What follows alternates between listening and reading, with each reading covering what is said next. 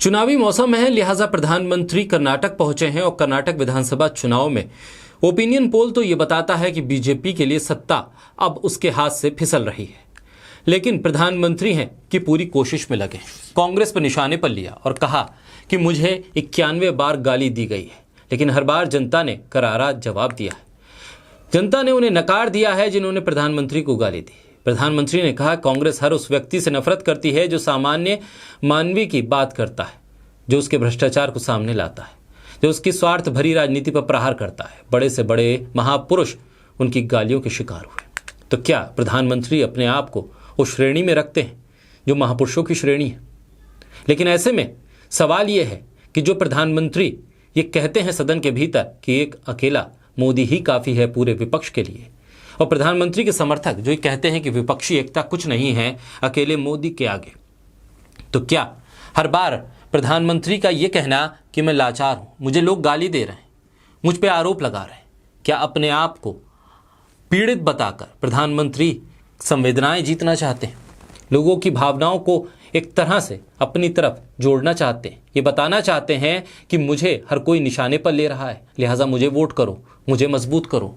क्या प्रधानमंत्री मजबूत होने के लिए ये बताते हैं कि उन्हें कितनी बार गाली दी गई है? क्या इसकी गिनती करते हैं?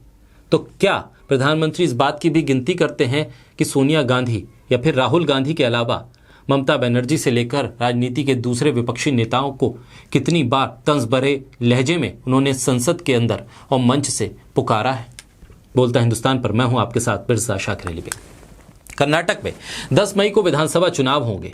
वोटिंग से 11 दिन पहले प्रधानमंत्री कर्नाटक के 2 दिन के दौरे पर पहुंचे। बीदर पहुंचे, 3 सभाएं की। पहली सुबह 11 बजे की हुमनाबाद में, और उसके बाद दोपहर में उन्होंने विजयपुरा में एक रैली की।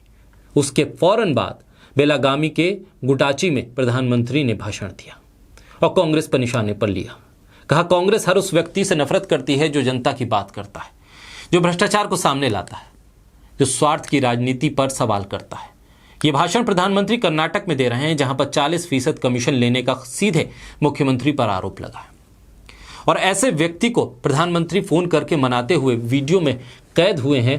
उनकी भाषा रिकॉर्ड हुई है, जिस व्यक्ति पर 40% कमीशन लेने का आरोप बीजेपी के कार्यकर्ता ने ही लगाया और उसने आत्महत्या कर ली। इस चुनाव में प्रधानमंत्री ने कांग्रेस पर निशाना साधा और कहा कि कांग्रेस मुझे गाली दे रही है।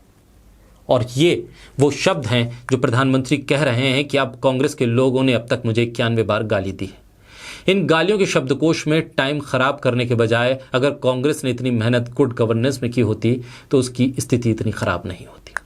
ऐसे में कर्नाटक के गवर्नेंस पर प्रधानमंत्री बात नहीं करते हैं, कर्नाटक के भ्रष्टाचार पर प्रधानमंत्री बात नहीं करते हैं, कर्नाटक में बीजेपी छोड़ के जाने वाले उप मुख्यमंत्री से लेकर तमाम मंत्रियों के जाने पर वो बात नहीं करते हैं। वो ये नहीं बताते हैं क्यों कर्नाटक में करप्शन की स्थिति बनी हुई है, क्यों बीजेपी के नेताओं के शब्द बिखर जाते हैं जब सोनिया गांधी का जिक्र आता है, क्यों ममता बनर्जी को लेकर प्रधानमंत्री अपनी भाषा में, अपने भाषण में उन पर तंज कसते हैं, क्यों सदन के भीतर जाति को लेकर, परिवार को लेकर, गांधी परिवार पर तंज किया जाता है। प्रधानमंत्री कहते हैं कि मैं सोचता हूं कि मैं अकेला नहीं हूं। उन्होंने तो बाबा साहब अंबेडकर, वीर सावरकर जैसे महापुरुषों को गाली दी है। यानी बाबा साहब अंबेडकर का जिक्र करके प्रधानमंत्री क्या उस फहरिस्त में खुद को खड़ा करना चाहते हैं या फिर दलित वोट बैंक को साधना चाहते हैं? उन्होंने कहा कि कांग्रेस गाली देती है, लेकिन मैं जनता के लिए काम कर रहा हूं। जनता के समर्थन से गालियां मिट्टी में मिल जाएंगी, मुझे कर्नाटक के लिए सेवा करनी है।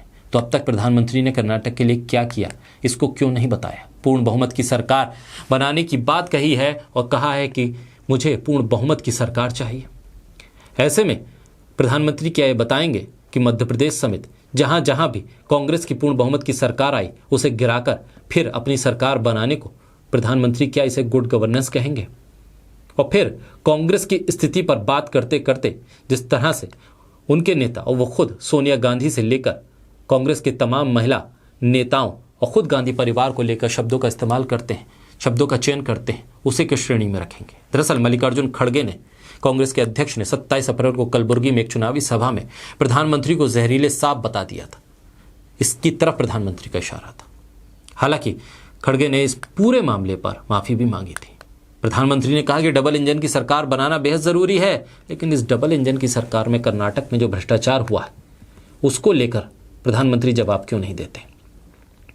आखिर क्यों अमित शाह को कहना पड़ता है कि कांग्रेस आएगी तो दंगे हो जाएंगे? मुसलमानों के आरक्षण पर उसे खत्म करने की बात क्यों करते हैं?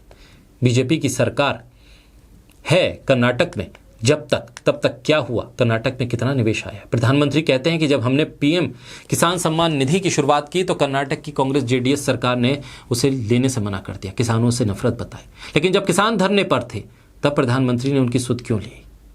ऐसे में प्रधानमंत्री उनकी तरफ नहीं गए। किसानों की मौत हो गई, किसानों पर थार गाड़ी चला दी गई, और वो शख्स जिस शख्स ने चढ़ाई उसके पिता आज भी प्रधानमंत्री के कैबिनेट में।